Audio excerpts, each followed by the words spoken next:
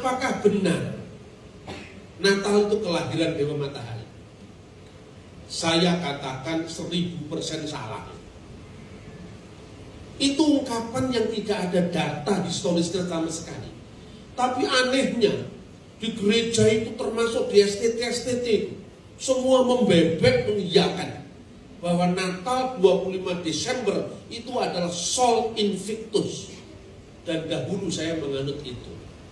Yang kemudian dikristenkan supaya memudahkan orang-orang penyembah berhala menjadi Kristen. Katanya, kata saya 20 tahun yang lalu juga begitu.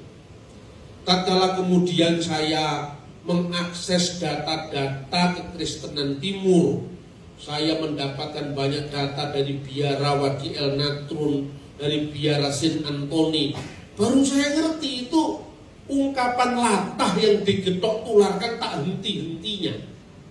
Pertama begini, tidak ada satu potong pun dokumen yang mengatakan Dewa Matahari lahir 25 Desember sebelum abad keempat.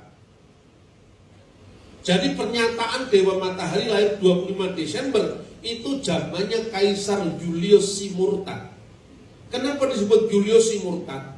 Kaisar Julius itu abad keempat itu hidupnya, dulunya seorang Kristen, lalu membalik ke agama pagan, lalu membajak kalender liturgis Natal sebagai kalender Sol Invictus.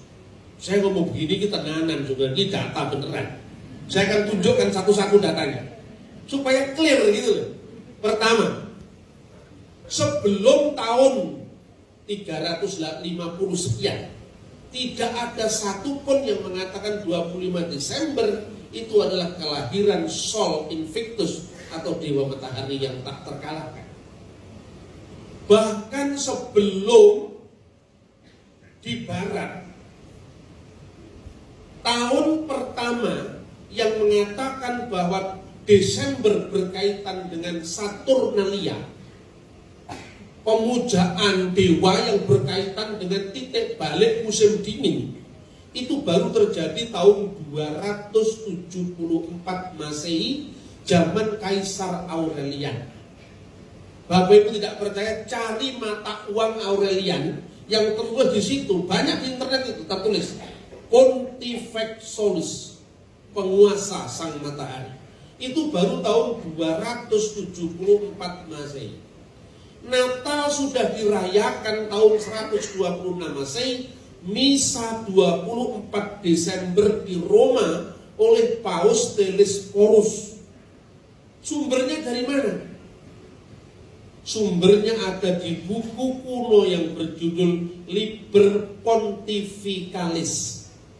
Liber Pontificalis itu adalah catatan tentang pemimpin-pemimpin gereja Roma sampai generasi ke-8. Itu tahun 126 Masehi. Catatan kedua, tahun 160 Masehi, Uskup Theophilus di Kaisarea Israel sudah merayakan Natal. Dia mengatakan, marilah kita rayakan Natal yang akan jatuh pada tanggal 25 Desember beberapa saat yang akan datang. 160. Saturnalia, perayaan puncak musim dingin itu tahun 274. Ini tahun 126, 170. Baru kemudian di timur mulai dihitung. Siapa yang mengkanonkan pertama kali Natal menjadi perayaan gereja? Bukan di Roma, bukan di Konstantinopel, bukan di Antioquia, tapi di Alexandria. Catatannya di mana? Ini saya ngomong sejarah dulu, baru saya ngomong Alkitab nanti, supaya lebih mantap. Catatannya ada di dalam buku kuno yang berjudul Coptic Didascalia Apostolorum. Pasal 18 tentang perayaan-perayaan dan puasa-puasa. Dalam pasal 18 itu, zaman Paus Demetrius pertama, ini bukan Paus Roma, ini Paus Alexandria. Karena kita tahunya gereja kuno cuma gereja di Roma Katolik. Padahal ada gereja kuno di Konstantinopel, Ortodok Yunani, gereja kuno di Alexandria, Ortodok Koptik, gereja kuno di Antioquia. Untuk pertama kali murid-murid Yesus disebut Kristen di mana? Di Antioquia. Kisah Rasul 11 ayat 26. Itu namanya gereja Syriak Ortodoks. Semuanya masih ada, tidak pernah hilang dari muka bumi. Pasal 18 teks yang disebut di Daskalia Koptik tadi mengatakan begini. Minta maaf, saya tidak ahli bahasa Koptik, tetapi saya menghafal teksnya itu dalam bahasa Arab. Bunyinya begini pasal 18 itu. Ya ikhwatana tahfutu fi ayamil a'yad allati hiya idmilad Rabbina Yesu'al Masih. Wahai saudara-saudaraku, tetapkanlah pada hari-hari perayaan, yaitu Natal Tuhan kita Yesus Kristus. Wa kamaluhu fi kamsati wa isrin fi syahri tasi'il lati lil ibraniyin allati huwa tasi'u wal isrun min syahri rabi'i allati lil masriyin, yang artinya tetapkanlah hari-hari perayaan kita kelahiran Tuhan Yesus Kristus, tepatnya tanggal 25 bulan Ibrani ke-9, bulan Yahudi ke-9, namanya bulan Kislev, yang bertepatan dengan tanggal 29 bulan Mesir ke-4, namanya Kian. Seluruh bapak gereja sebelum tahun 274 semua bicara tentang Natal. Sementara tidak ada sepotong pun dokumen yang mengatakan Dewa Matahari lahir 25 Desember. Sudah terlanjur mualaf, salah lagi. Datanya tidak karu-karuan. Bayangkan, tahun 125 catat, 160 catat. Koptik di Daskalia Apostolorum tahun 189 Masehi.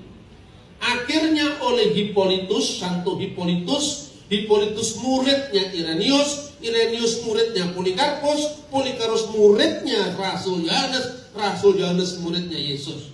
Sekitar tahun 220-an dia mencatat begini.